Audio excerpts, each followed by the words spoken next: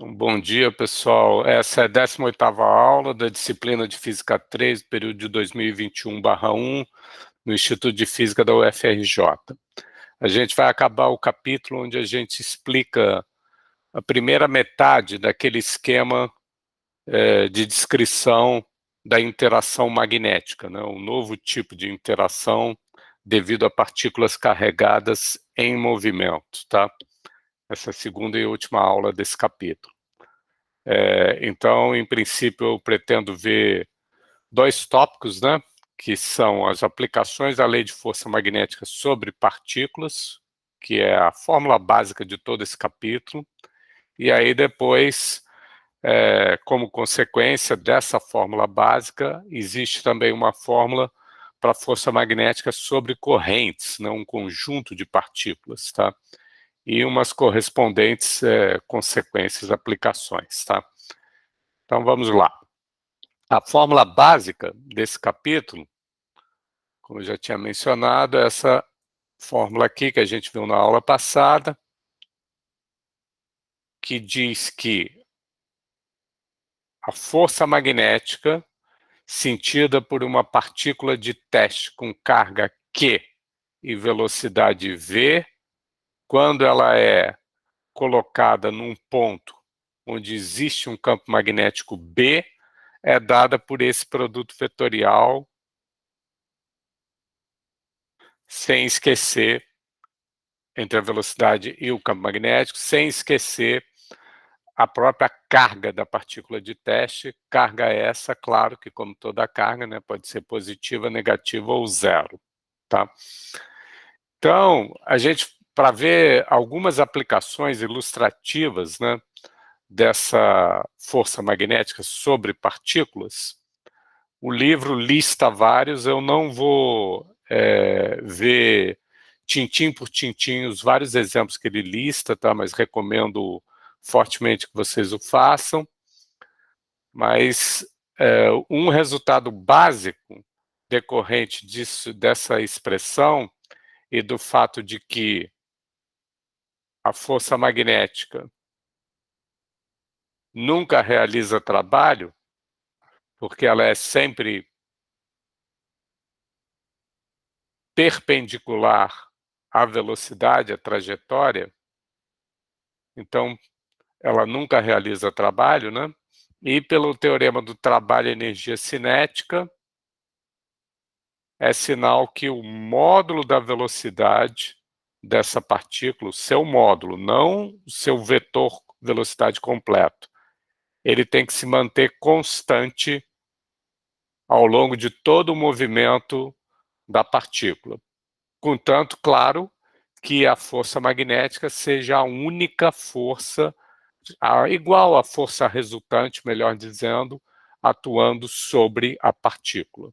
Porque aí o teorema do trabalho e energia cinética garante que a energia cinética não varia ao longo do movimento da partícula. Se a massa dela também não varia, a velocidade em módulo tem que permanecer constante. Então, um primeiro caso que a gente pode tratar é o seguinte, é supor que a partícula ela seja injetada num instante zero com uma velocidade vetorial v0 dentro do campo magnético, e a gente vai supor que esse campo magnético ele é constante, ele não varia nem no espaço nem no tempo. É a primeira situação, tá? Então vou fazer dois desenhos. Fazer um desenho que vai corresponder a uma vista de perfil da situação. Então é como se eu tivesse aqui o campo magnético,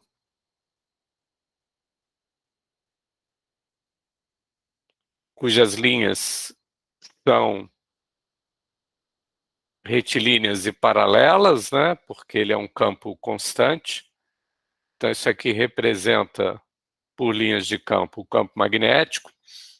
E aí, devido a essa condição inicial aqui, V0 ser perpendicular, né? eu vou representar a velocidade da partícula como, por exemplo, ela tendo sido colocada, inserida nesse campo magnético com essa velocidade inicial V0. Então, até para ir aproveitando, ver se vocês estão se acostumando com essa fórmula aqui, supondo que a carga dessa partícula, tá? Só para eu poder fazer um desenho bem concreto, ela é positiva, eu não tenho que me preocupar em ficar invertendo aqui o sinal desse produto vetorial, né? O sentido, melhor dizendo, diz para mim, para onde é a força magnética que eu vou desenhar em verde, aponta nessa situação aqui, pessoal.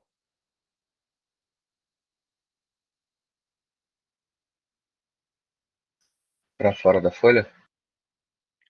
Para fora da folha, né? Todo mundo concorda, acompanha?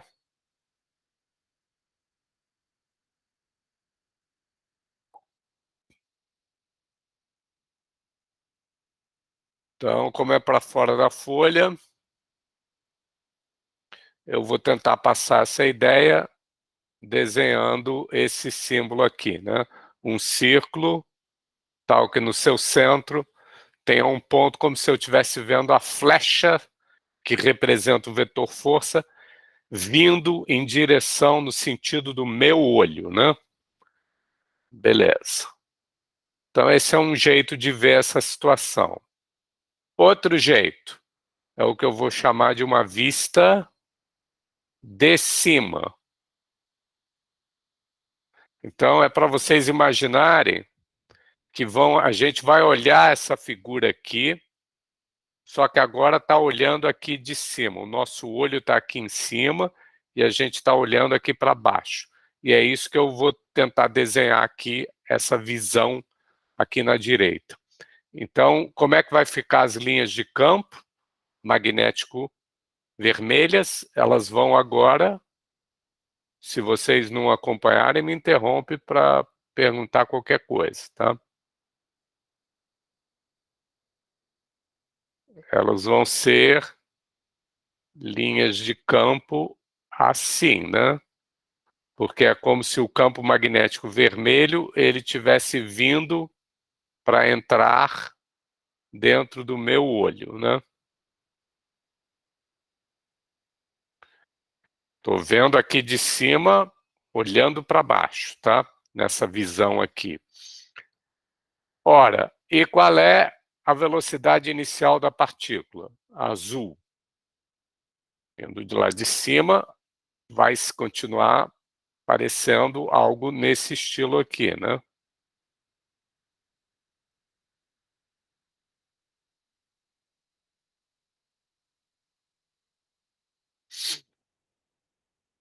E, finalmente, seja olhando de cima, né, para esse vetor força magnética, seja olhando, pegando, esquecendo essa vista da esquerda de perfil e olhando de novo para essa vista aqui de cima e fazendo o produto vetorial de V0 azul com B vermelho. De uma maneira ou de outra, vocês vão encontrar que o campo, perdão, a força magnética verde, agora ela está apontando aqui para baixo. Sempre, claro, supondo que a carga da partícula é positiva, tá? Senão seria para cima. Confere? Batem? Concordam? Claro. Tá? Então, olha só, pessoal. Isso é o início. A partícula acabou de ser imaginada que está com aquela velocidade nesse instante zero inicial, nessa direção em sentido azul. Usem a visão que vocês preferirem.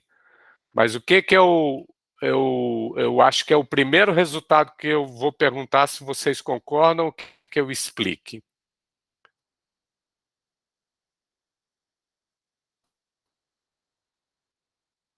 Se não é meio intuitivo ou quase que óbvio, ou eu posso tentar explicar com mais detalhes. A trajetória da partícula... Bom, eu estou supondo que ela só está sujeita ao campo magnético, tá? Ela não tem nenhuma outra força em cima dela. A trajetória da partícula será plana. Ela vai se mexer, essa partícula, mas devido a essa força magnética, ela está numa direção perpendicular ao plano definido pela velocidade e o campo magnético. A força verde está perpendicular, isso fica claro tanto nessa vista de perfil quanto na vista de cima.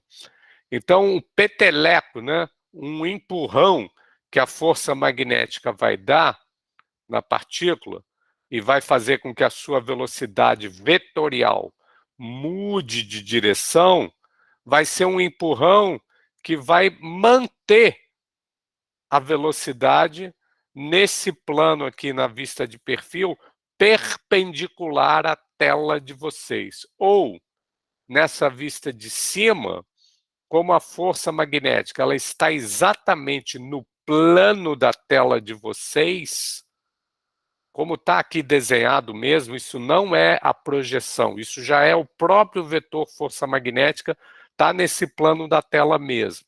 Então ele vai dar uma aceleração para a partícula de teste, né, com velocidade inicial V0 azul, que vai ser uma aceleração nessa direção aqui sobre o plano da tela. E, portanto, a trajetória que a partícula vai seguir, ela vai se defletir um pouquinho, mas mantendo-se no plano da tela, aqui nessa vista de cima. Aqui é claro que é no plano perpendicular à tela, nessa vista de perfil. É por isso que eu estou dizendo, a trajetória da partícula será plana. Perpendicular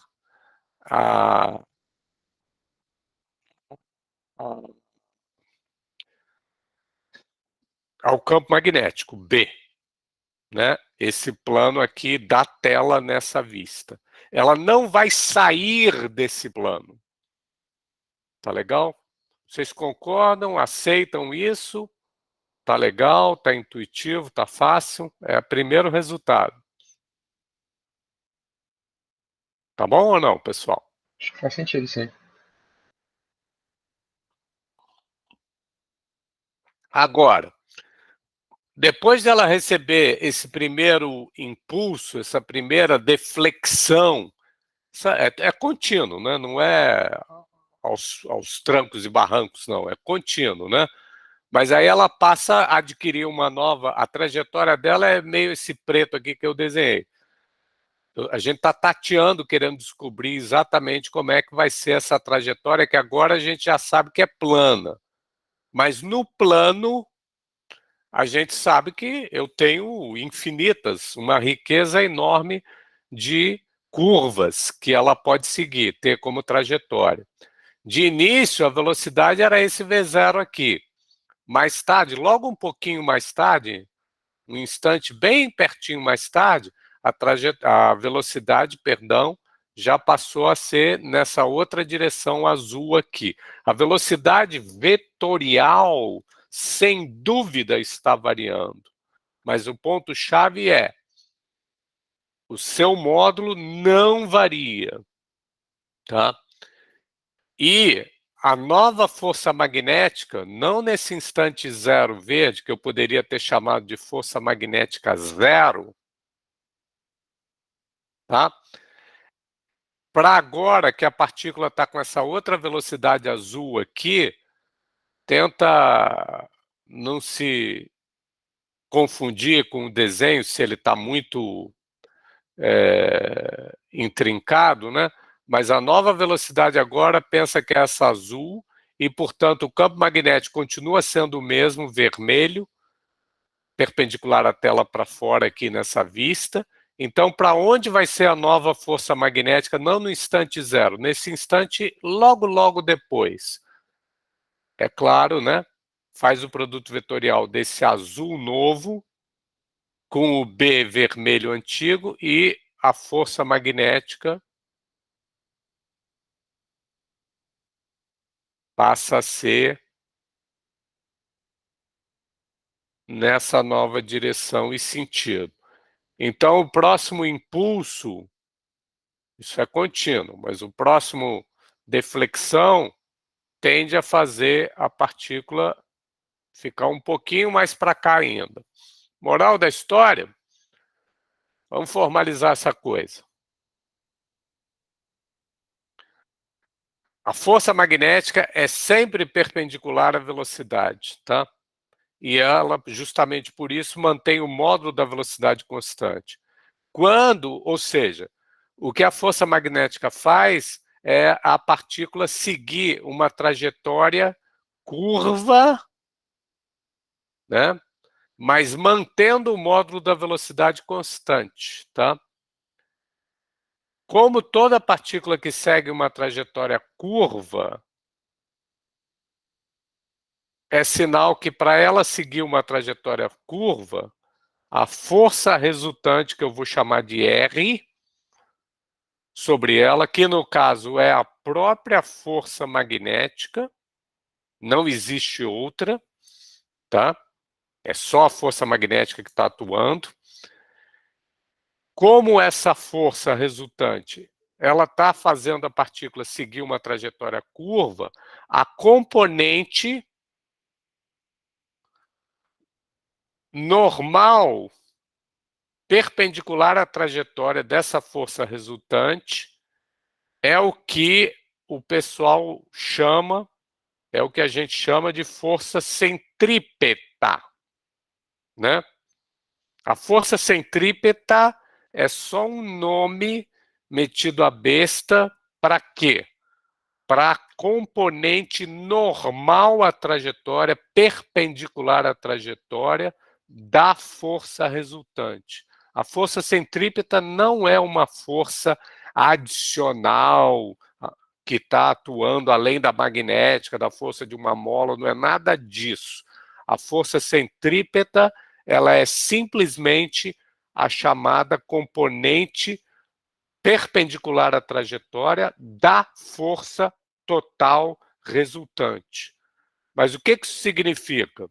Isso significa que a força centrípeta, que é simplesmente a componente perpendicular da força resultante, ela é quem?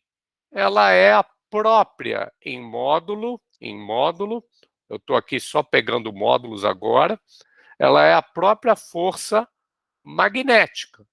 Ah, por quê? Porque a força magnética, a gente sabe, ela é sempre perpendicular à velocidade. Portanto, ela é da força resultante, a força magnética, quando ela é única e, portanto, ela é a resultante, ela é toda, ela é igual à força centrípeta, ela é igual à componente perpendicular à trajetória. E por que eu estou me dando ao trabalho de chamar a atenção disso para vocês? Que é para vocês entenderem, perceberem que eu vou pegar, relembrar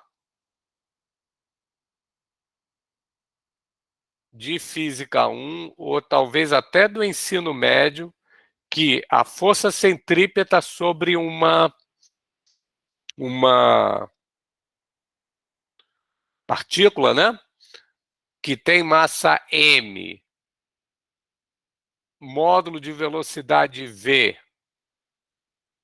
e se move numa trajetória que, mesmo que seja uma trajetória curvilínea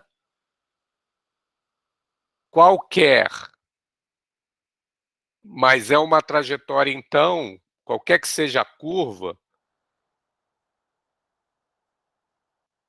que representa a trajetória, em cada ponto, isso pode ser bem definido, formalizado, e talvez vocês estudem isso um pouco, se já não viram, vocês provavelmente não viram, mas vão estudar em cálculo 3, geometria de curvas, tá? Tem o que a gente chama a aceleração centrípeta. Ou, perdão, tem o que a gente chama o raio de uma curva em cada ponto dessa curva. Então, essa aqui que eu acabei de desenhar, vamos desenhar uma outra. Essa aqui está meio... não vai servir tão bem para explicar o que eu quero. Vamos pegar uma curva assim, ó.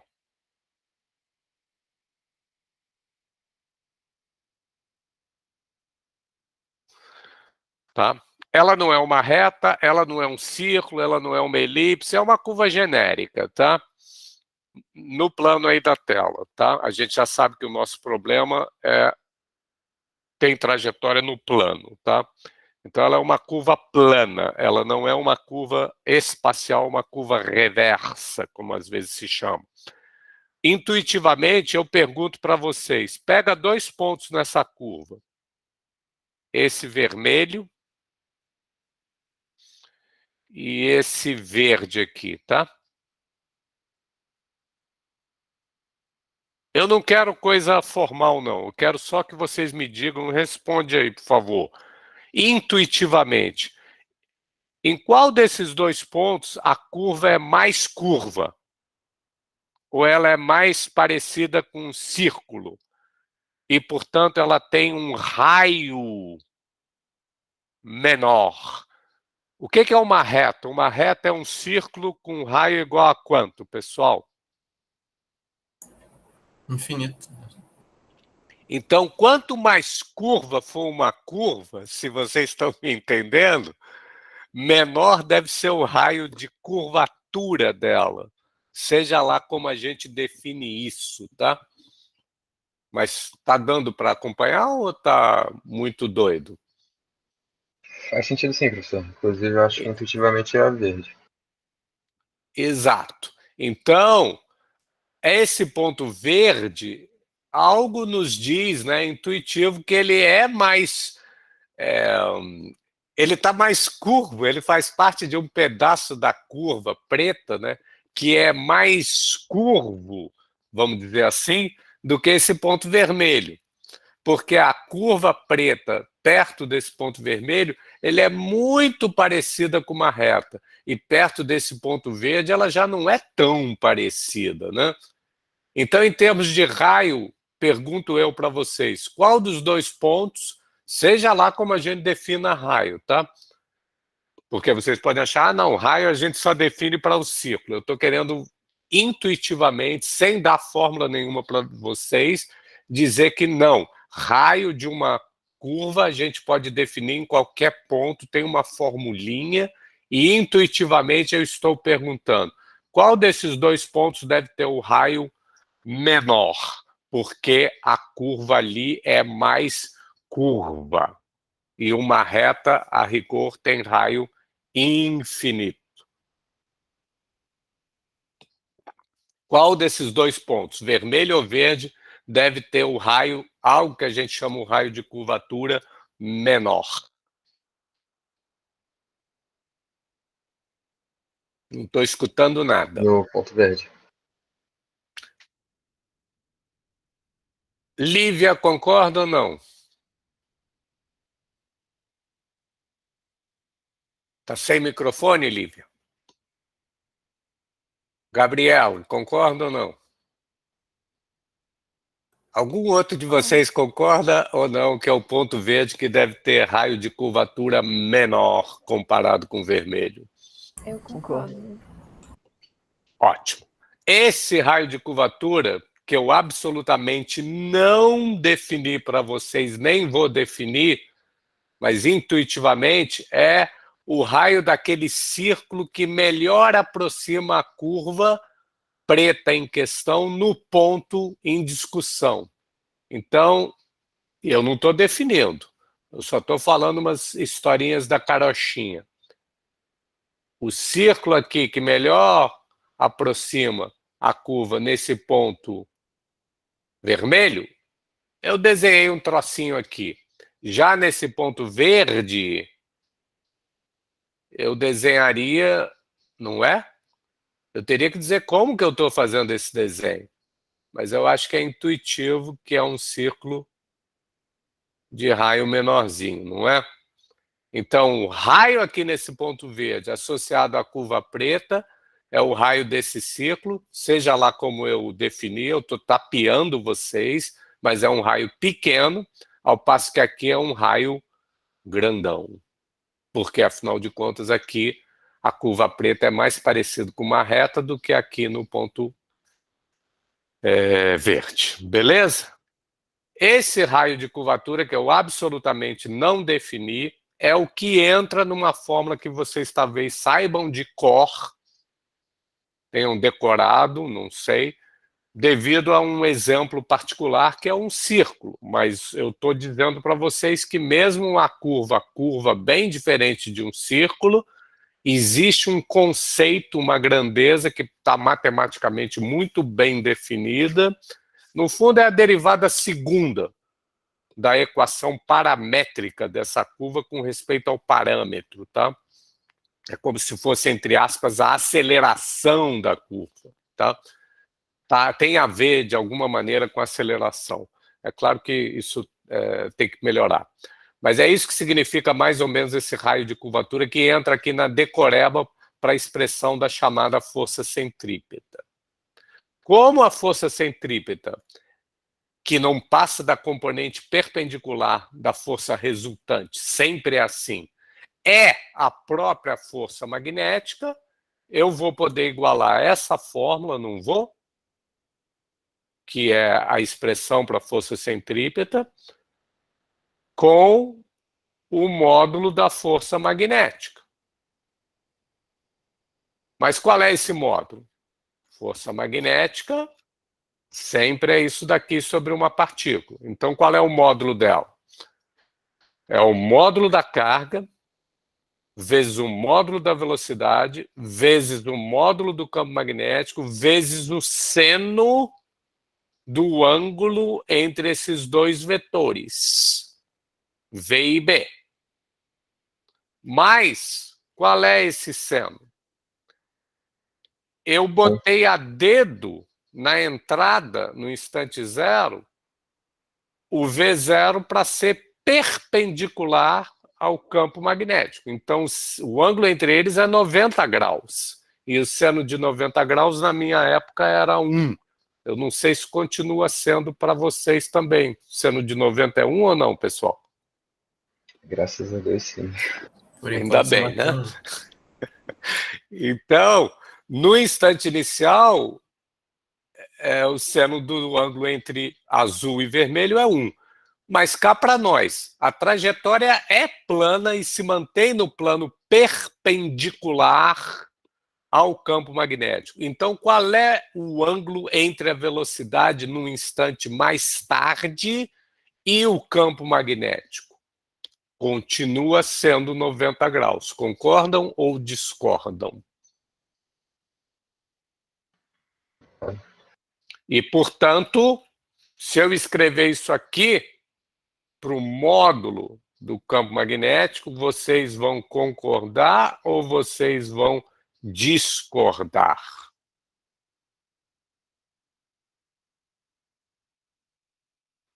Também tá ok.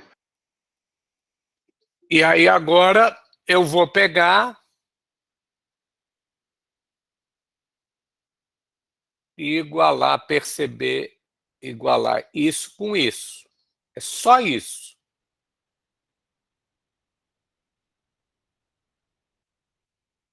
Porque a força magnética é a força centrípeta. E eu vou ficar com o quê? Cancela V com V. Moral da história. MV igual a Q módulo de Q, melhor dizendo, BR. Tá? Isso é o que eu queria. Existe uma relação linear entre o módulo da velocidade da partícula, que é constante, e o raio de curvatura da trajetória plana que ela segue. Como consequência disso, esse raio de curvatura da trajetória que ela segue, que poderia ser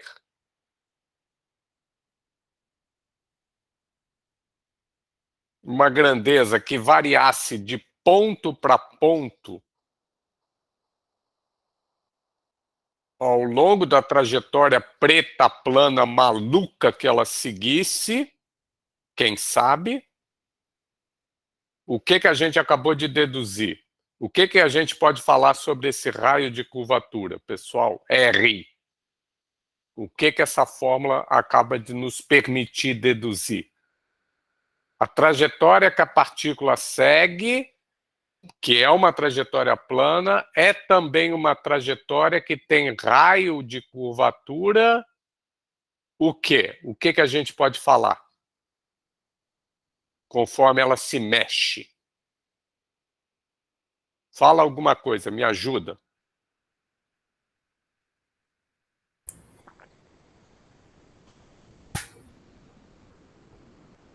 Esse raio cresce com a massa e com a velocidade da partícula. E esse raio diminui com a carga e com a intensidade do campo magnético. Sem dúvida, mas agora pensa num exemplo concreto. Uma partícula dada, ela foi injetada, colocada dentro do campo, e o campo, já foi dito aqui no início, ele é um campo constante no tempo e no espaço. A gente não está mais brincando com ele por enquanto.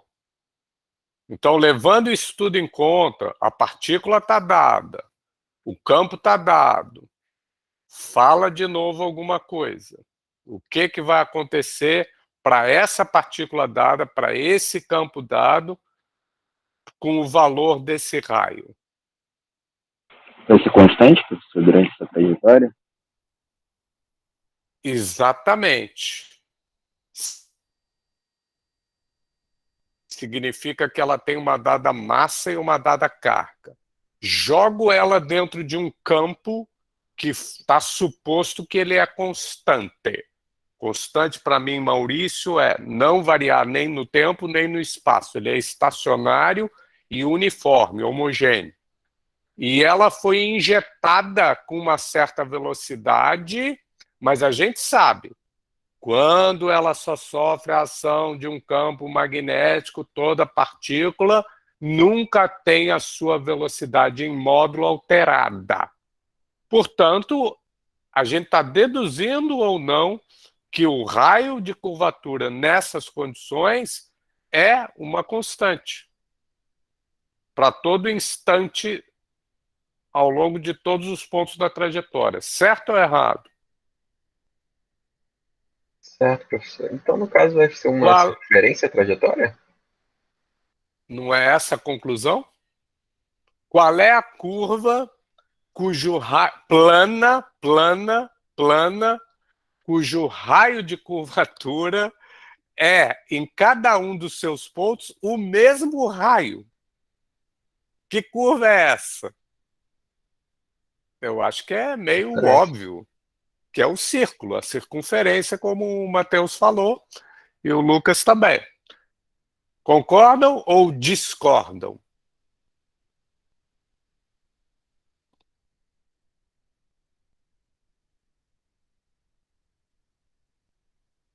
Que silêncio mortal. Então, a trajetória é circular de raio dado por isso aqui. Claro que se eu injetar uma outra partícula, né, Juarez, com velocidade inicial e constante depois, né? Maior, o raio vai ser maior. Para a mesma massa, mesma carga, mesmo B. Mas eu estava de início pensando numa dada partícula que já me foi apresentada, tá bom? Se eu pegar duas partículas que têm a mesma carga, a mesma massa, só jogadas nesse mesmo campo magnético constante, só que uma delas com velocidade maior e a outra com velocidade menor, até mesmo por uma questão de inércia, né?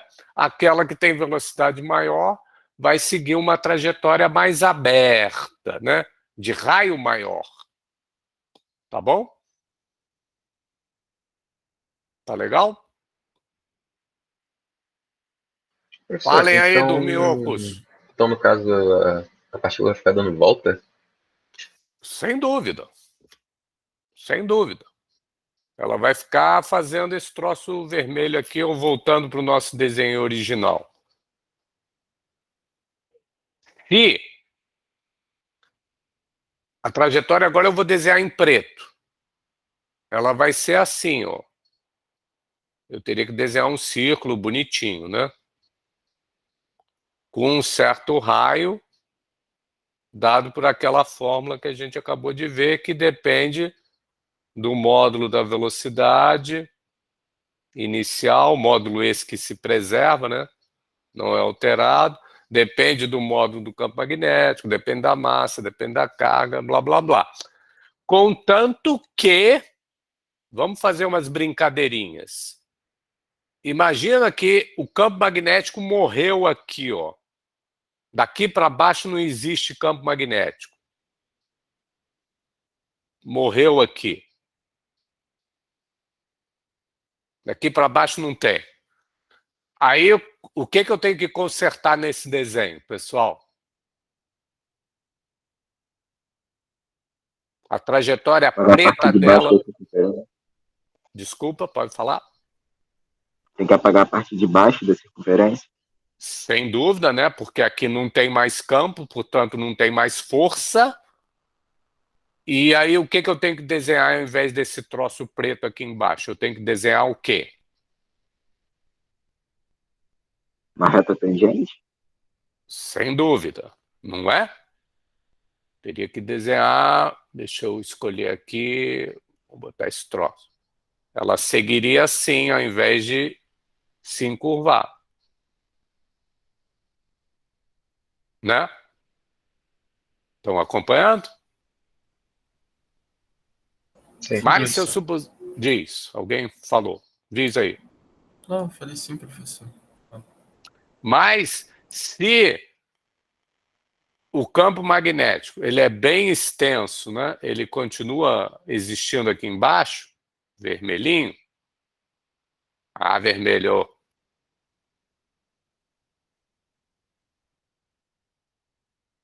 Aí tudo bem. Aí é essa curva preta mesmo, tá? E aí acho que é como o Matheus falou, né? Ela vai seguir uma circunferência de ciclo e vai ficar circulando lá sem parar. Com esse mesmo raio. Blá, blá, blá, blá, blá, blá, blá, blá, blá. Tá bom? A gente, como ela está seguindo um círculo, né, uma circunferência de círculo, tem um raio conhecido, tem uma velocidade conhecida, eu posso chegar e perguntar para vocês, qual é o tempo que ela leva para dar uma volta? Qual é o tempo que ela leva para dar uma volta? Vamos supor que o campo magnético está preenchendo uma região bem grandona, ela foi solta bem lá no meio, então ela de fato vai seguir um círculo preto, tá? Eu posso chegar e perguntar quanto tempo ela demora para dar uma volta. E depois, para dar a segunda volta, é claro que o tempo vai ser o mesmo, né? Porque o período da volta, né, o ciclo, não tem nada aí que está variando no tempo, né? Que determina essa volta. Então, o período que ela leva para dar uma primeira volta é o mesmo que ela leva para dar uma segunda volta. Não é verdade, pessoal? Agora eu quero saber, Quanto tempo ela leva para dar essa volta? Responde para mim.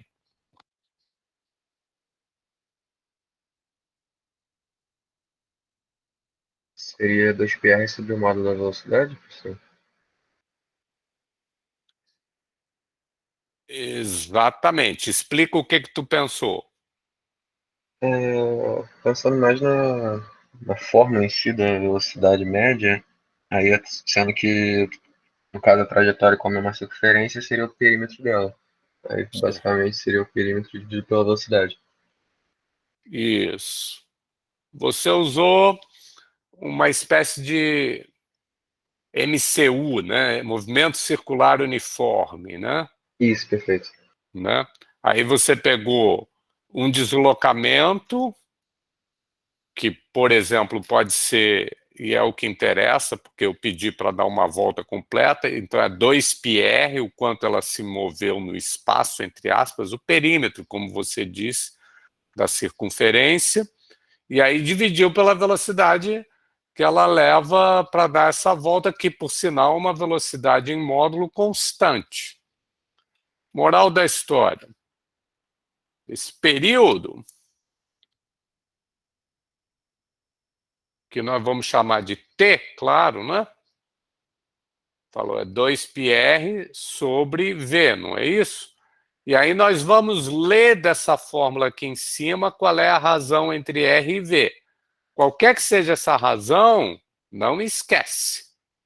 Um dos resultados dessa consequência aí, dessas continhas simplesinhas, é que existe uma relação linear entre R e V. Portanto, essa razão entre R e V não vai depender nem de R nem de V. E, de fato, vai depender de quem? De M, Q e B. Então, me ajuda aí, R sobre V é 2π, R sobre V é M módulo de sobre, não é isso? Tá certo? Então, esse é o tal período. Ou, se vocês quiserem uma frequência, é o inverso do período. Frequência eu vou chamar de Ni, tá? Tem gente que chama de F minúsculo, eu vou chamar de Ni. É a frequência linear. É virar essa porcaria de cabeça para baixo. Né? Não vou escrever, não, já está por aí. Ou então, se vocês quiserem uma frequência angular, ômega, como se fosse a velocidade angular. Como é que é a historinha?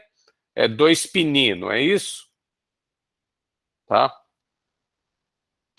De um jeito ou de outro, ou seja, 2π sobre t, né? De um jeito ou de outro, a gente tem tudo sobre o movimento, né? A gente tem qual é o modo da... Ele é um movimento circular, é uma trajetória circular, portanto, num plano, né? E é um plano perpendicular ao campo magnético.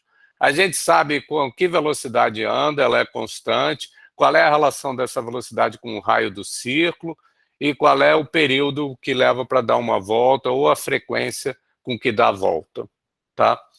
Devido a uma aplicação que tem no livro que eu não vou fazer, eu posso descrever rápido se vocês quiserem, mas no livro está super bem feito, todas essas aplicações. Essa frequência ômega ou Ni, tanto faz a angular ou a linear, devido a uma aplicação importante num aparelho chamado um acelerador de partículas particular, ciclotron, essa frequência é chamada então de frequência de ciclotron. Ciclotron é o nome de um desses aparelhinhos, dessas aplicações, que é um acelerador de partículas, como está feito, explicado tintim por tintim no livro. Beleza? Eu pergunto então para vocês, se eu jogar uma partícula com uma velocidade inicial mais alta, 2 vezes maior, com a mesma massa e a mesma carga, só que 2 vezes maior a velocidade inicial. sujeito ao mesmo campo, dentro do mesmo campo. Mesma massa, mesma carga. Só que aí eu joguei com 2 vezes maior. Quanto tempo ela vai demorar para dar uma volta completa no círculo? Mais ou menos que essa partícula com velocidade metade. Quanto tempo leva para dar uma volta completa essa segunda partícula que eu injetei com velocidade dobrada? Mas tem a mesma massa, mesma carga e sujeito ao mesmo campo. Leva o mesmo tempo. Leva o mesmo tempo? A expressão lá não dependia da velocidade. Mas ela não está com uma velocidade maior? Mas aí o Ela raio não devia dar uma volta mais rápido? Mas aí o raio da trajetória muda, né? Aí acho que compensa. Não é isso? Porque eu acho que tem muita gente que pensa que devia andar dar uma volta mais rápido, né? Levar menos tempo, um período menor. E aí onde que o cara está pecando nisso? Onde é que ele está vacilando? É exatamente isso que tu falou, né, Pedro? Sim, o raio não Por é quê? o mesmo. Existe uma relação linear entre V e R. Isso saiu das continhas, bobinhas que seja. É essa a relação. Então, se eu injetar uma partícula com uma velocidade dobrada, eu não posso ter o raio igual. O raio também dobra. Portanto, apesar de ela ter velocidade maior, ela anda mais rápido, mas acontece que ela tem que andar mais espaço, né? Mais comprimento. E pelo mesmo fator, o dobro da sua velocidade ser maior. De modo que a razão V sobre R continua a mesma, e de qualquer maneira, como você também falou, o período não depende nem da velocidade nem do raio. Ele é dado uma partícula com a mesma massa, mesma carga, mesmo campo, ele é o mesmo período. Não é isso? Beleza? Cuidado, tá? Tá legal? Outra situação. Vamos botar, então, situação 2. Acho que eu chamei de 1, né? 1. Agora vamos para 2. Vamos injetar a partícula de teste, só que agora, com uma velocidade inicial que não é mais perpendicular ao campo magnético, ela é inclinada.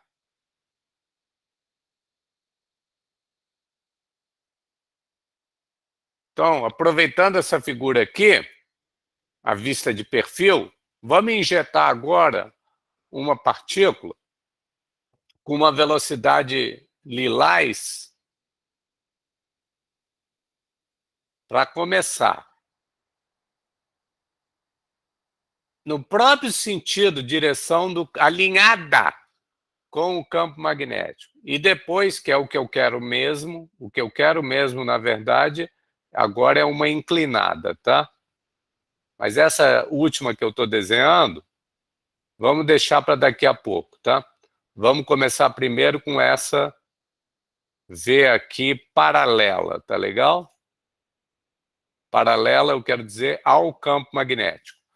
Responde para mim. Se eu injetar essa partícula com a velocidade lilás, como está desenhada aqui, paralela à linha de campo magnético, responde para mim. Qual é o movimento que a partícula vai seguir? Descreve para mim, fala alguma coisa. Nesse caso, a força seria zero, não? Então, ele seguiria uma trajetória reta. E com que velocidade? É constante, porque não teria força, logo não teria Deixa eu aceleração. ser chato. Módulo da... Tá bom, velocidade vetorial constante. Então, em particular, o próprio módulo constante também. Ou seja, é um MRU. Não é isso? Isso. Com a trajetória coincidente com uma das linhas de campo, certo? Isso. Maravilha.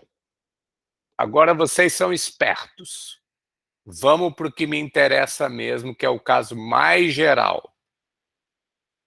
Essa V aqui, essa V geral, ela não é o V paralelo lilás, nem é esse V azul aqui ou esse outro aqui que seria o perpendicular. Não é nenhum nem outro. Mas a gente já estudou o perpendicular, que era o azul, e viu o que que dá. E já estudou agora o paralelo e viu o que que dá. Então, vocês são espertos, tá? Então, diz para mim, o que que vai dar quando eu estiver inclinado assim? Qual é o movimento que a partícula vai seguir? Pensa. Vou dar uns 10, 15 segundinhos.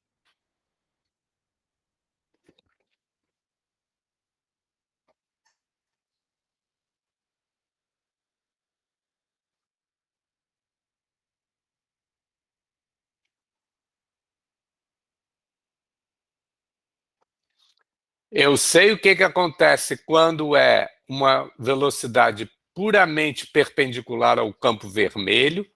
O que que é? É um movimento circular uniforme.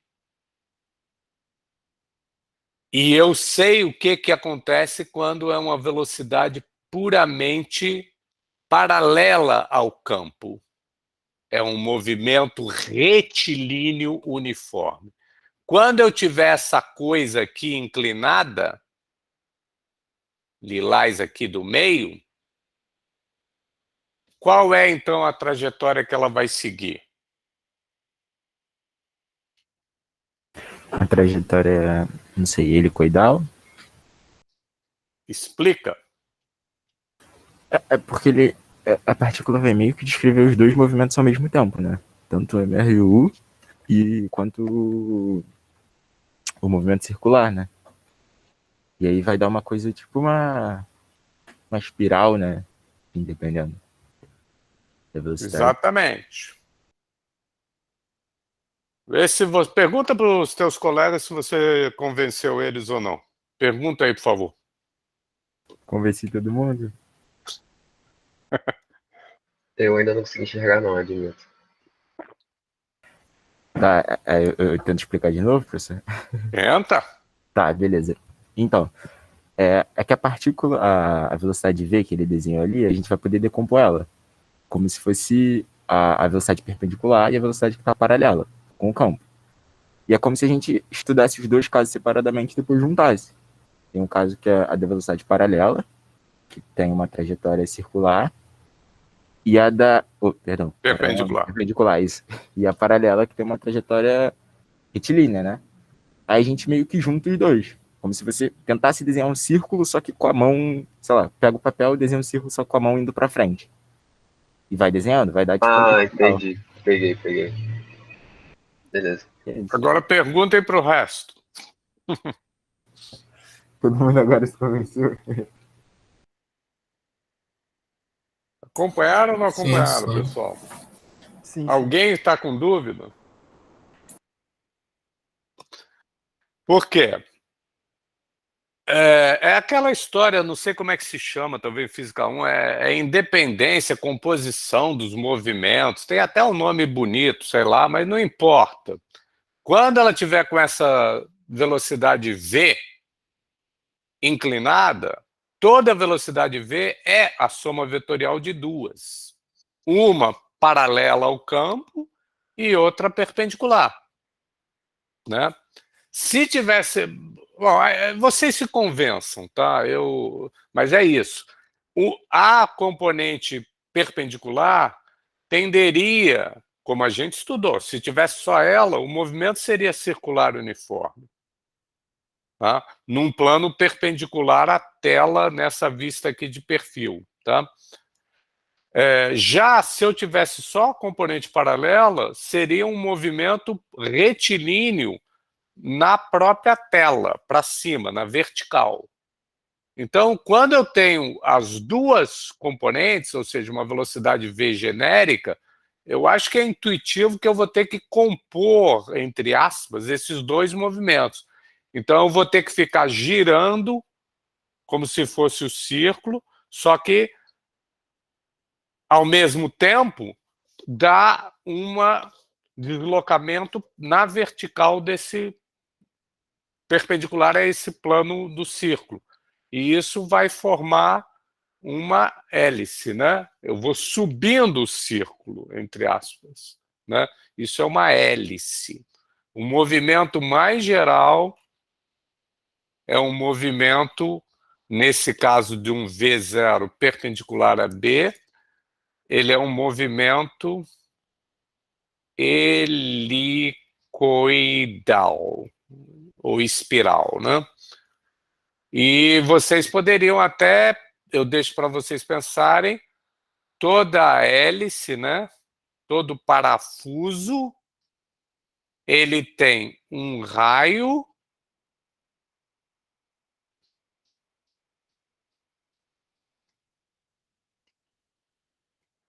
e ele tem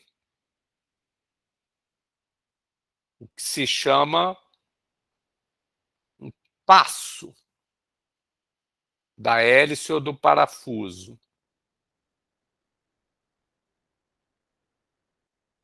Então, eu deixo para vocês se divertirem, ou ver no próprio livro, talvez seja um exercício, talvez ele desenvolva, não sei.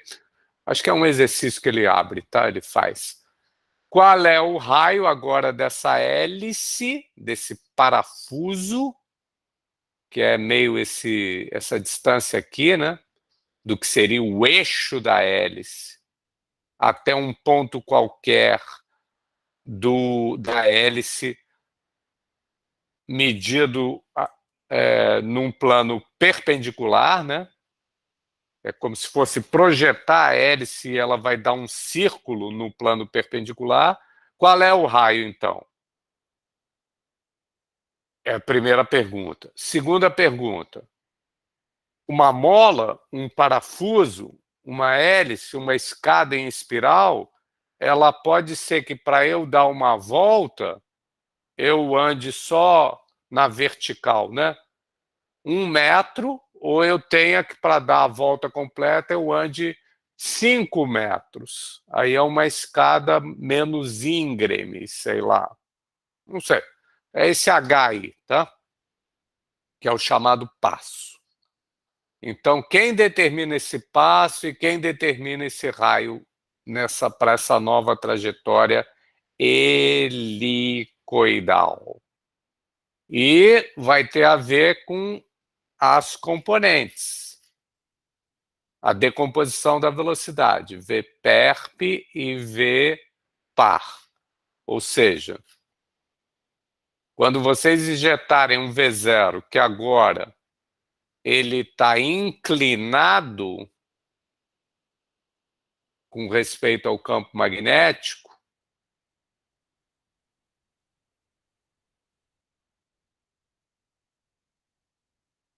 então vai ter um ângulo V, essa velocidade, perdão, V0, vai fazer um ângulo, toma cuidado, chama de θ, tá?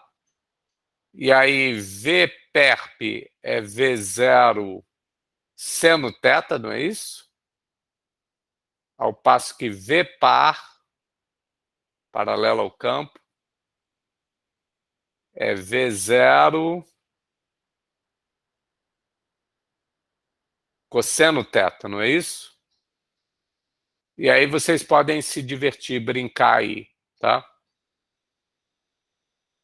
Tá bom? Para determinar o R, que é o raio da hélice, e o passo H, que é o passo da hélice. Beleza?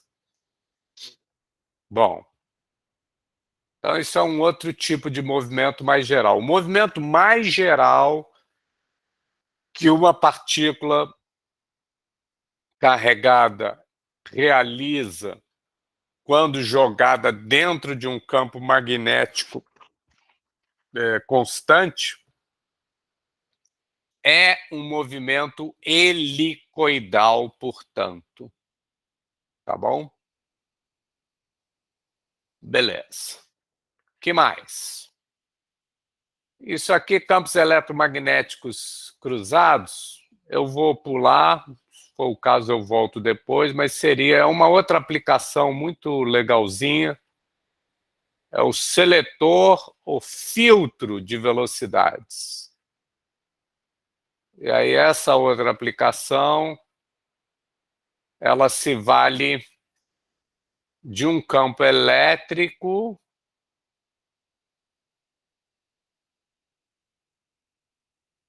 junto com um campo magnético cruzado, perpendicular.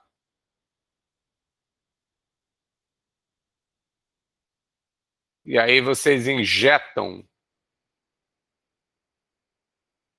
partículas com diferentes velocidades, umas menores, outras maiores. E aí, como a força elétrica é Q vezes E, por um lado, e a força magnética é QV vetor B por outro lado,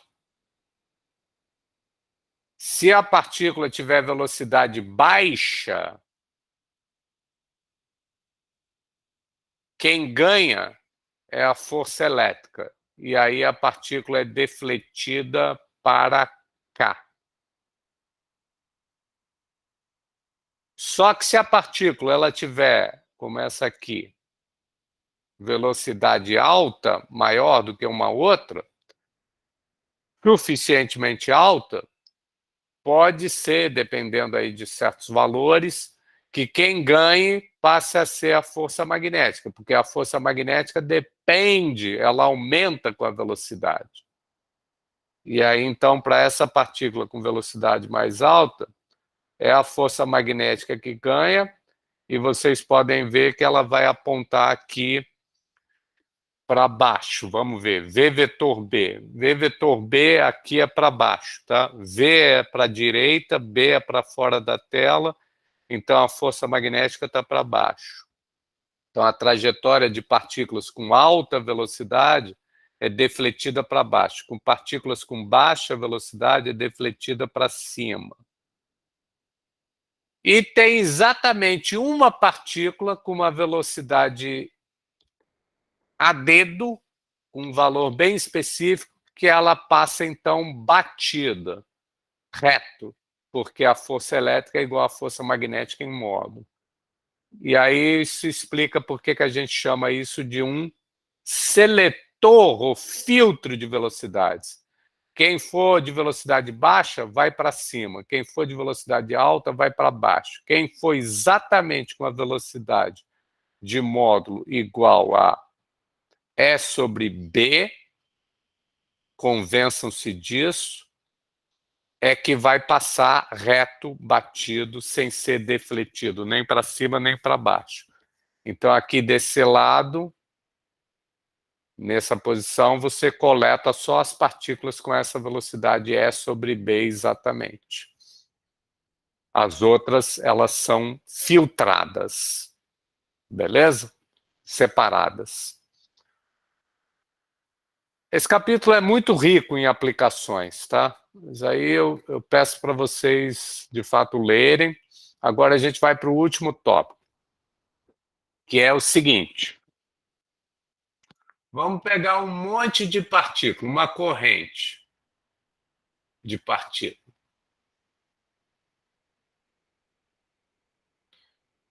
Que tem todas a mesma carga Q e uma certa velocidade média, ou de arrasto, de deriva D. Deriva seria se estivesse dentro de um fio metálico, né? mas não precisa, tá? Inclusive, a coisa mais limpa é vocês pensarem que essas partículas estão se movendo com uma mesma velocidade VD no vácuo, para não complicar com o resto do fio metálico, tá? Mas pensem como vocês preferirem, tá? Aí, se isso tiver imerso num campo magnético, vamos supor que esse campo magnético está aqui para baixo, tá?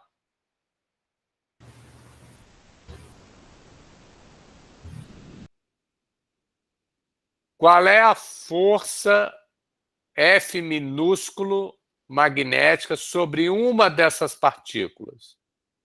QV vetor B.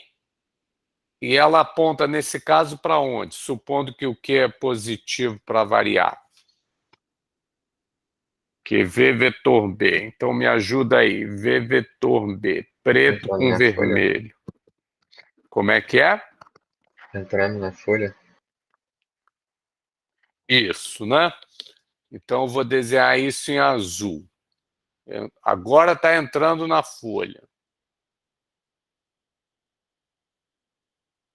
Então, a gente usa esse símbolo aqui, que é como se estivesse vendo uma seta por trás, né? A força magnética é entrando na folha, tá? Beleza. Mas isso é para uma partícula. Agora vamos para um catatal de partículas. O que a gente tem que fazer, pessoal? Eu vou supor, então, que eu tenho um fio, ou se fosse vácuo, seria um feixe de partículas, e eu vou pegar um certo comprimento dl, bem fininho, e eles estão passando através de uma superfície com seção reta A, tá? Mas bem fininho, tá? E eu só vou pegar uma parte longitudinal de comprimento infinitesimal dl. Então, como é que eu vejo qual é a força agora resultante sobre todas essas partículas dentro dessa região, seja do fio, seja do feixe no vácuo, se fosse o caso, que define um certo volume dV, que é a área vezes o comprimento dl, a área da seção reta vezes o dl. Qual é a força magnética sobre esse conjunto de partículas carregadas, que eu vou, então, chamar de dFm magnético, né? D porque é infinitesimal, só um pouquinho de fio, um comprimento infinitesimal longitudinal, né?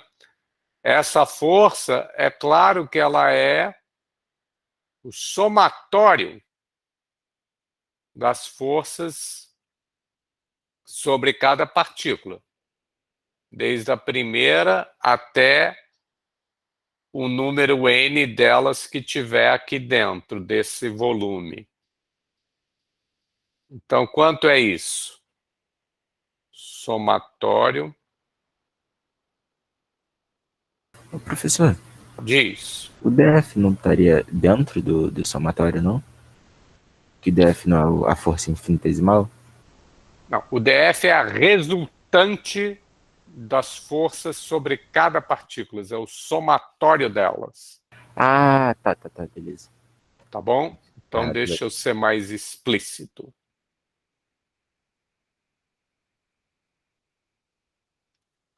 O B eu vou supor que é constante desse elemento porque ele é muito pequenininho. Então, não depende da partícula. É o mesmo B em tudo que é ponto aqui. A carga também, para simplificar, eu vou supor que todas elas têm a mesma carga.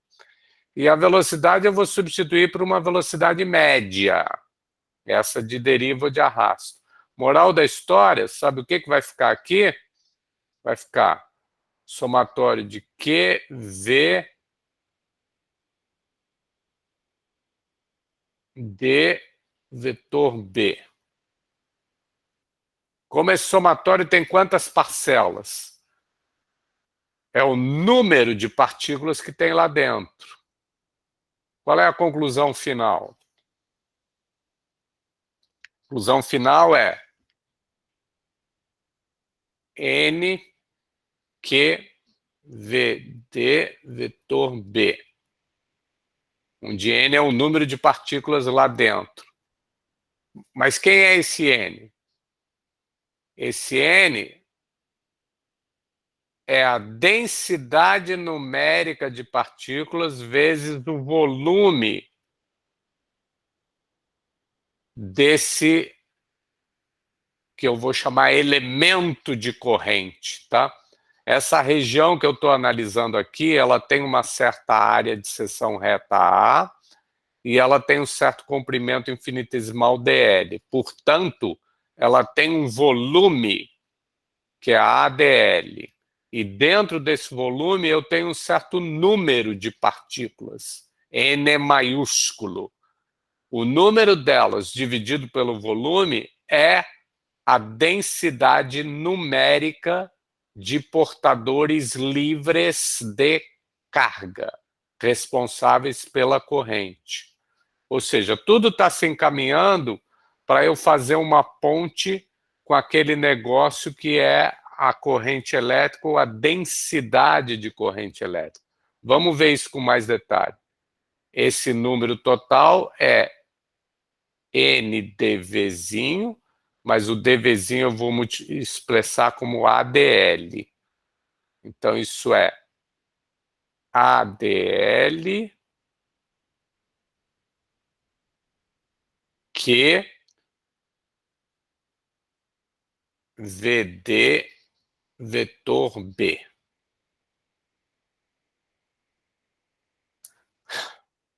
Agora, eu vou me lembrar que N, densidade numérica de portadores livres no fio ou no vácuo, número deles por volume, né? Vezes a carga deles, carga de cada um, vezes a velocidade média deles, isso é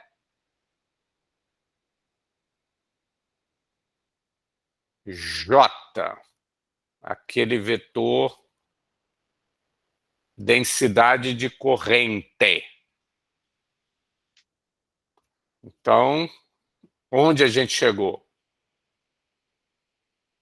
A força magnética resultante sobre um conjunto de partículas. Agora, não mais só uma única partícula, que é o que a gente tinha a partir dessa fórmula básica da qual tudo se deduz nesse capítulo.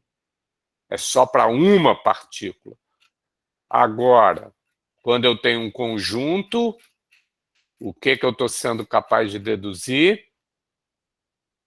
Que a força magnética sobre esse conjunto, pensada como sendo o somatório da força magnética sobre cada uma delas, num pedacinho infinitesimal desse conjunto, é essa coisa aqui, onde esse ADL, se vocês quiserem, na verdade é o dV, né? É o volume do meu conjunto. Se eu dividir tudo por volume,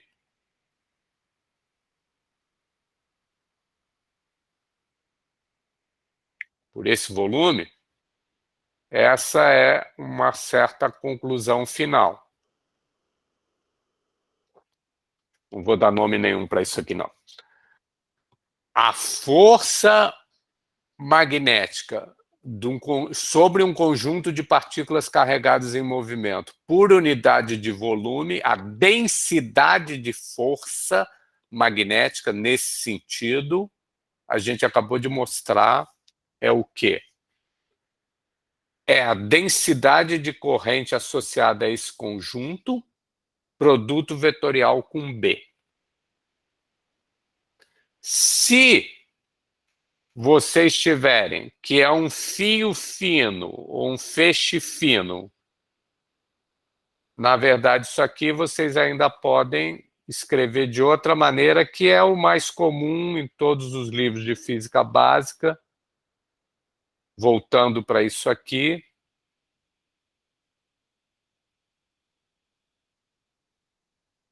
E aí isso também pode ser escrito como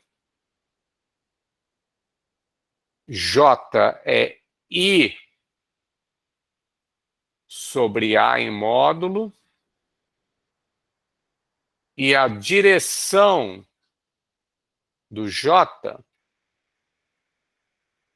é aqui, da esquerda para a direita. Ou seja, ela é a mesma direção de um deslocamento dl vetorializado, né? Ou seja, se eu pensar dl não simplesmente como um comprimento infinitesimal, mas como um vetor infinitesimal de deslocamento ao longo do movimento, ou melhor, do sentido convencional positivo da corrente, então esse J ele tem a mesma direção e sentido que o dl. E aí agora, se eu usar aqui dv é ADL, estou substituindo, I sobre A, dl unitário, vetor B. Eu também chego nesse caso, que é o que o livro, a maioria prefere, dl em módulo vezes o unitário, eu vou chamar de dl vetor, produto vetorial com B. Essa expressão é a chamada lei de força sobre um elemento de corrente de intensidade I e deslocamento, comprimento vetorial, entre aspas, dl. Tá? Se vocês pegarem agora... Não, isso eu só posso no próximo capítulo, esquece. Tá?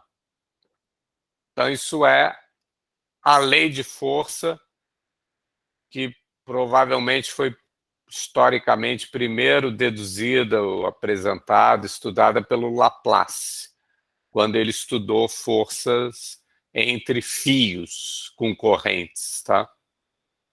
Eu não posso ainda falar tudo sobre isso, porque eu não sei qual é o campo magnético criado por um fio de corrente. Isso a gente pediu para vocês esperarem até o próximo capítulo, tá? Então, a única coisa que eu poderia fazer é, dado um campo magnético caído do céu, sei lá como é que se calcula, qual é, se eu botar um fio dentro dele com corrente, qual é a força que esse fio sente, magnética. E aí, agora, a fórmula interessante de ser usada seria essa. Tá?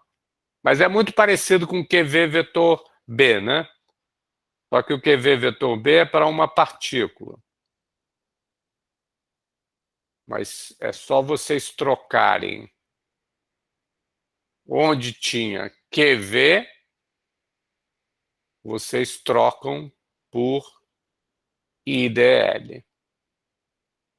Mas é claro que nessa passagem de uma para outra tem essa coisa de ter várias partículas, ter passado de uma única para um agregado delas, que seria a corrente elétrica, né?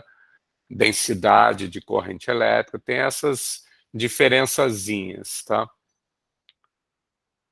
Mas isso é o que eu queria falar sobre força magnética sobre corrente elétrica, tá? Sobre isso, corrente elétrica, tá? Perguntas? Eu tenho, professor. Diga, Juarez.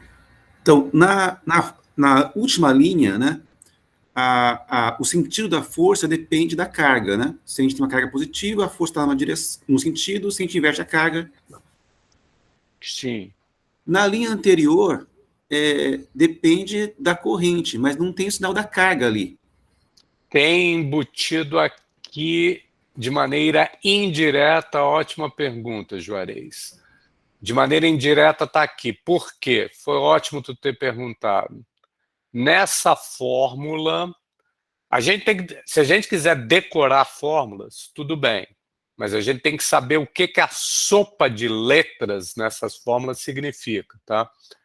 Então, a tua pergunta, eu acho que a tua inculcação, ela se situa aqui o que significa esse I, o que significa esse DL. E o meu jeito de explicar isso é: o I é sempre um número positivo.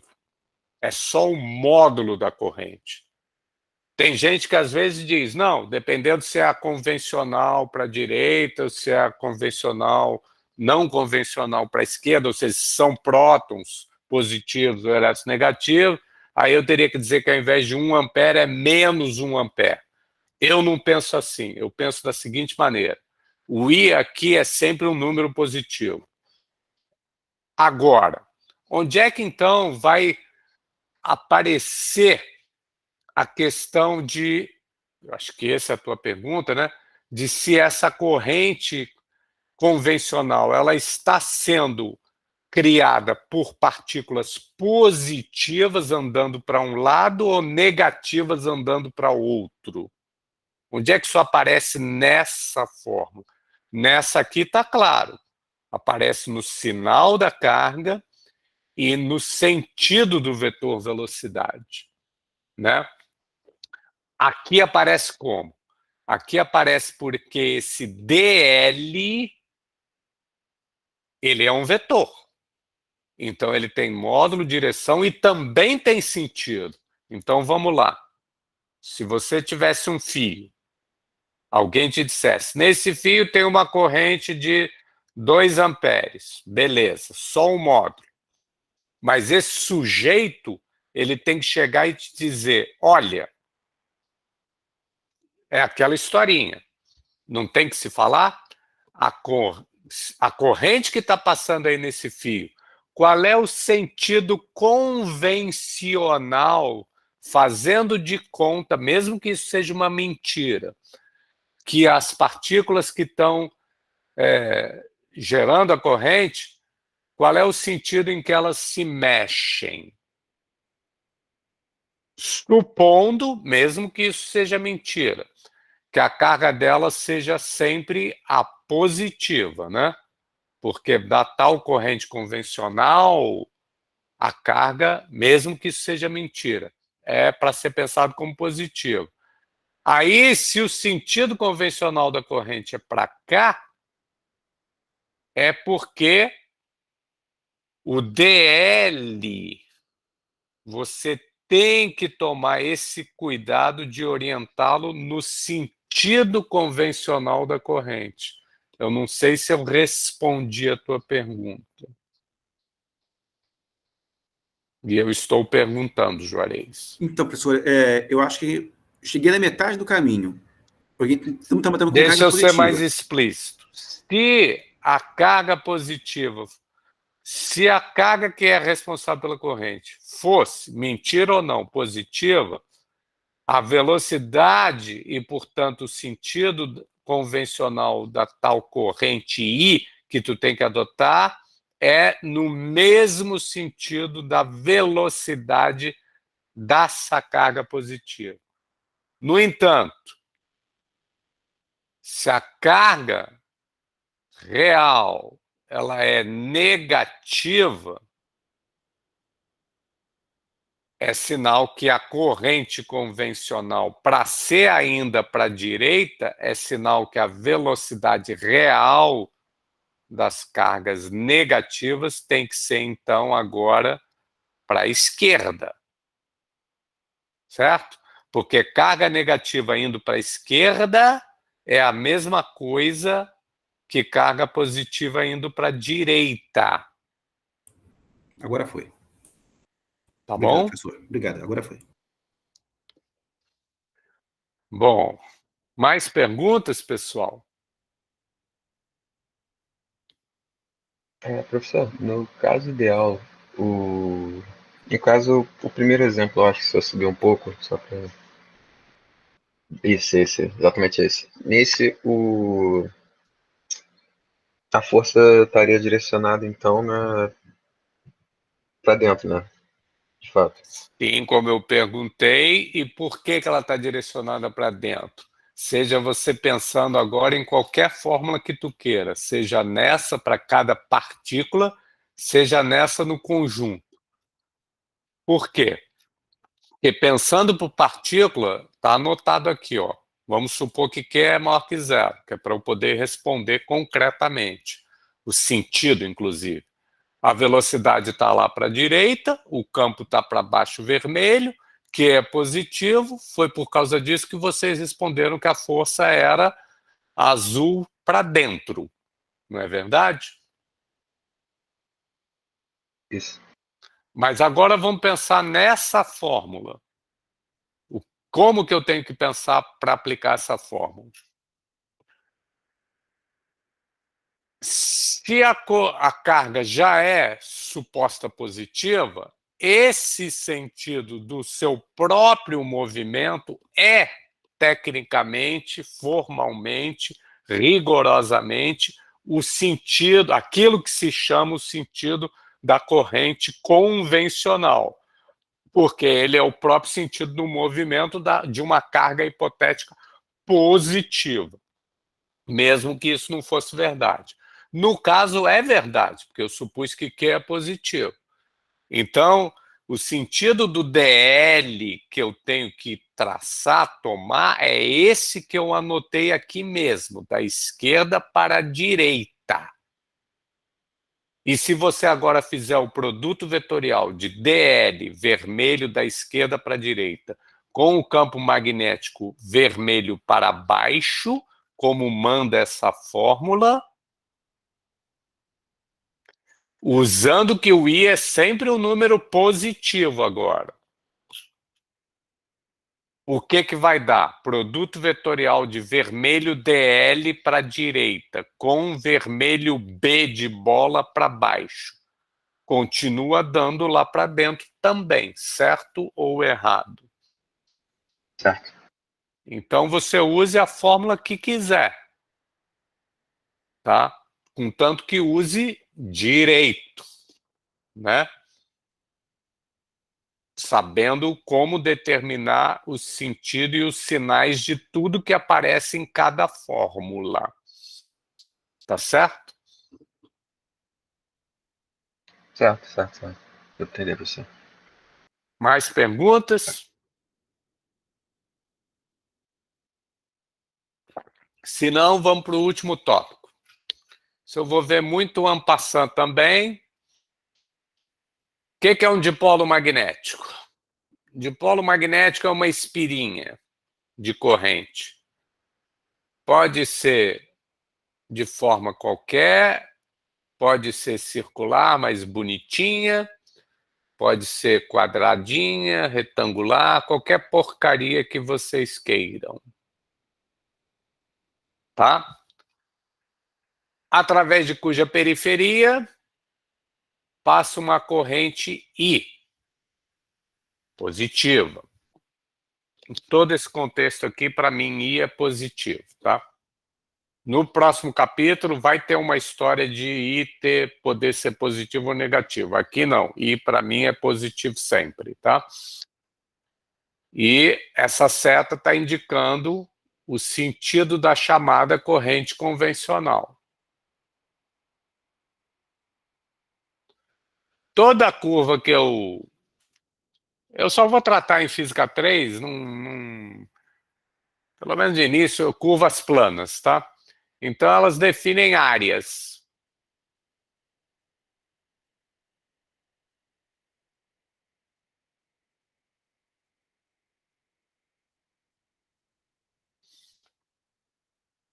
Então, vamos lá. O que é um dipolo magnético? Um dipolo magnético é simplesmente qualquer espira, curva fechada, ao longo da qual flui corrente. Desenhei 3 exemplos. Associado, então, a esse objeto, a esse tal dipolo magnético, que não passa de uma espira de corrente, a gente associa um vetor construído da seguinte maneira. A gente torna a área um vetor, ou seja, pega um módulo dela e um unitário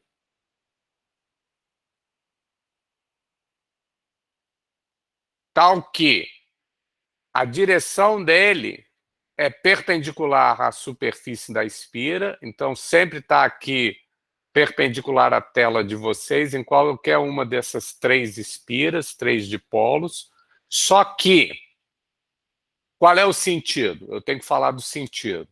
E aí o sentido é dado pela regra da mão direita, ou seja, pega os dedos da mão direita, excetuado o polegar, e faz esses dedos circularem naturalmente no sentido da corrente convencional.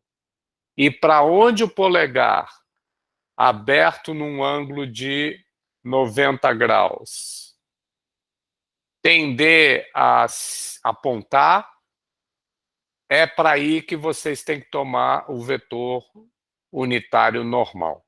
Então, nesse caso, e na verdade em todos que eu desenhei, o vetor unitário normal é perpendicular à tela e para fora.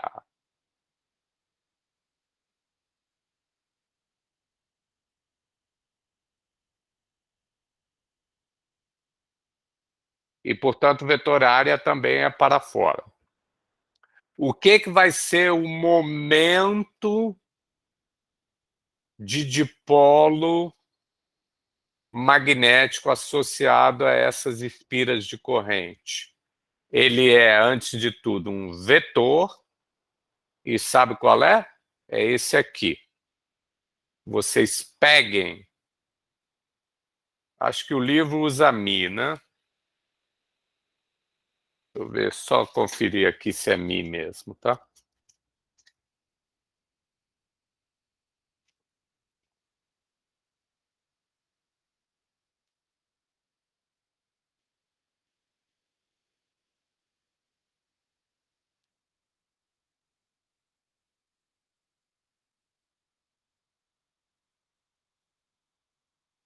É Mi, tá? É que tem outros livros que chamam de M, tá? Mas vamos seguir o nosso, é Mi. Então, esse vetor, momento de dipolo magnético, designado, simbolizado pela letra grega Mi, ele é definido como sendo a corrente convencional I vezes o vetor área. É isso. Se tiver N voltas, N espiras, aí entra um N aqui. Tá? Isso é uma definição. Por que essa definição é útil? Porque conforme o nome pode sugerir, momento de dipolo, só que agora magnético, talvez ele tenha muita semelhança com um certo outro momento de dipolo que a gente já estudou no início lá do curso, que era o momento de dipolo elétrico. E aí era uma carga negativa e uma positiva, e aí o momento de dipolo elétrico foi definido como sendo Q vezes L, onde L é o vetor de deslocamento da negativa para a positiva. E a gente chamou isso de momento de dipolo, só que agora, lá no caso, era o elétrico. Não tem nada a ver com momento linear, tá? Apesar do nome e apesar da letra. Esse era o elétrico. Agora eu estou definindo esse. Se vale... não vale, né? Isso não é demonstração de nada. Mas aí, quando a gente estudou qual era a força, o torque e a energia associadas a um momento, a um dipolo elétrico colocado num campo elétrico externo, a gente obteve certas fórmulas. Aqui vai ter coisas super análogas. Então, eu vou lembrar no caso elétrico e vou botar aqui o que vale no caso magnético. E não vou deduzir, mas vale, tá? Então, no caso elétrico é o dipolo, né? Elétrico. Então, P igual a QL. No caso magnético é uma espirinha de corrente. E o momento de dipolo magnético é o número de voltas de espiras vezes a corrente vezes o vetor área. Aí vocês podem botar esse dipolo elétrico num campo elétrico externo, e se perguntar se esse campo ele for uniforme, qual é a força resultante sobre o dipolo? E é zero a força elétrica. Se vocês pegarem essa espirinha e botarem num campo magnético externo, agora magnético, provocado por outras fontes de corrente, outras fontes, tá? Que a gente vai aprender no capítulo que vem. Qual é a força, se esse campo ele for constante, uniforme, qual é a força magnética sobre essa espira? Por causa dessa fórmula aqui. Se eu tenho corrente num fio, pode ter força.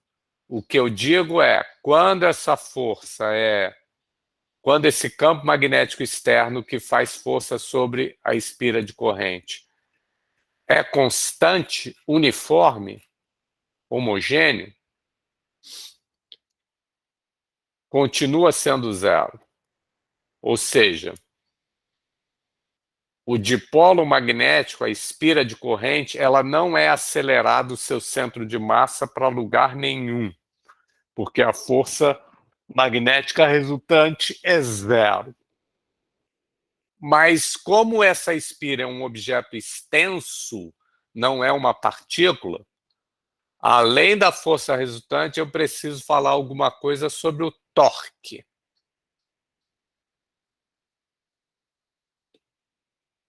E no caso elétrico, a gente sabe que o dipolo elétrico gira, né? E aqui no caso magnético, a espira, o dipolo magnético vai girar? Vai sim. Vamos relembrar o elétrico. O torque, como é que eu faço com dois vetores? P e E, um vetor. Eu tenho que fazer o produto vetorial. É uma maneira, né? Isso não é demonstração de nada, mas essa é a fórmula correta para o torque sobre um dipolo elétrico. E no caso magnético? Não é à toa que a gente define o dipolo magnético, o momento de dipolo magnético dessa maneira. Porque com essa definição, acreditem vocês ou não, está demonstrado aí no livro, eu só estou dando um argumento bem informal, heurístico, o torque sobre a espira de corrente vai sim ser, onde tinha momento de dipolo elétrico, você troque por momento de dipolo magnético. E onde tinha campo elétrico, você troque por campo magnético. Eu não deduzi isso de jeito e maneira nenhuma, mas é verdade, tá? E, última coisa, o dipolo elétrico, quando eu ponho ele num campo externo, dependendo da posição, do ângulo que ele faça com o campo externo, ele tem uma energia potencial maior ou menor. Ele fica num equilíbrio estável ou instável, tá? Qual é essa energia? No caso elétrico, de novo, como que eu faço um escalar para ser energia a partir de dois vetores? Tem que ser o produto escalar. Isso não é demonstração de nada, mas eu estou dizendo que, de fato, a gente demonstrou e é isso que é energia. Cuidado, eu menti. Tem um sinal de menos aqui. Então, esse tipo de argumento, ele acerta mais ou menos algumas coisas, mas pode errar em sinais, né? Então, a energia de um dipolo num campo elétrico externo, dipolo elétrico, é menos o seu momento de dipolo elétrico, produto escalar com o campo externo. Tem um menos aqui, cuidado. Mas aí, de novo, será que continua valendo trocar tudo que era elétrico por magnético e vai continuar verdade? E, por incrível que pareça, sim. Então, a fórmula para uma espira de corrente colocada num campo magnético externo, espira essa que tem momento de dipolo μ. A fórmula para a sua energia potencial lá, nesse campo externo, é menos μ escalar B de fato. Tá bom? Então, o que vale para um dipolo elétrico, vale para um dipolo magnético. A única coisa que talvez tenha que decorar ou perceber que é diferente é que o momento de dipolo elétrico é uma certa formulinha. Já o momento, chamado momento de dipolo magnético, é uma outra formulinha, tá? Por definição. Mas uma vez sabido isso, as expressões para força, torque e energia potencial, tanto para o dipolo elétrico quanto para o dipolo magnético, são muito parecidas, são idênticas, né, formalmente. Tá legal? Então, moral da história para concluir a aula oficialmente. Uma espira de corrente, que é o que se chama também um dipolo magnético, ela colocada num campo magnético uniforme, apesar de ela não ser acelerada, que nem o dipolo também elétrico não era, mas ela gira, sofre um torque e, dependendo de como a posição, a orientação em que essa espirinha de corrente seja colocada, ela pode ser colocada numa posição estável ou instável, de energia potencial mínima, que é o estável, ou de energia potencial máxima. Qual é a energia potencial mínima? É quanto tanto o vetor μ quanto o vetor B tem a mesma direção e sentido, porque aí isso aqui é um número negativo. Esse U, ele está sempre entre menos μB e mais μB, né? Porque o produto escalar entre dois vetores é o módulo de cada um deles, produto, vezes o cosseno do ângulo entre eles. E o cosseno do ângulo entre dois vetores pode variar desde -1 até +1. E um estado de um sistema, ele é estável quando ele tem energia mínima. Portanto, é quando eles estão alinhados na mesma direção e sentido. ele é instável quando ele tem energia máxima. E aí é quando eles estão antiparalelos, né? Beleza? Vou encerrar oficialmente por aqui, naturalmente, vou parar a gravação, mas quem quiser fazer perguntas, pode fazer à